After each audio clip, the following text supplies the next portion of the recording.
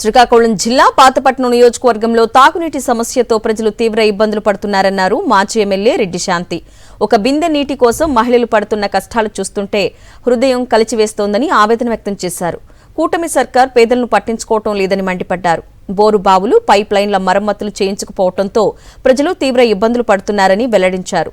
ఇప్పటికైనా కూటమి సర్కార్ స్పందించి ప్రజల తాగునీటి సమస్యను పరిష్కరించాలని డిమాండ్ చేశారు. కటకటలాడిపోతున్నారు అందరూ ప్రజలంతా. ఎక్కడ చూసినా కూడా మంచినీరు లేదు.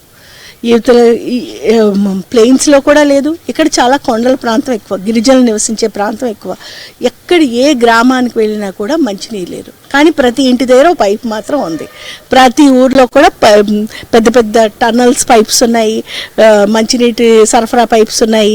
మామూలుగా సాగునీరుకి రైతులకి కూడా అందించే పైపులు అయితే బోల్డ్ అంతా ఉన్నాయి.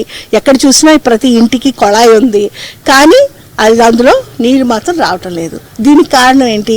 ఈ గత 2 సంవత్సరాలుగా కూటమి ప్రభుత్వం ఏర్పడి ముఖ్యమంత్రిగా చంద్రబాబు నాయుడు గారు వచ్చి ఇక్కడ స్థానిక ఎమ్మెల్యే మామిడి గోవిందరావు ఉండి వీరు చేసిన కార్యక్రమం ఏంటంటే ప్రజలకి అసలు మంచినీరు అందుతుందా లేదా అనేది ఇంత కూడా వాళ్ళకి శ్రద్ధ లేదు, ఒక ధ్యాస లేదు, కేవలం నిర్లక్ష్యం.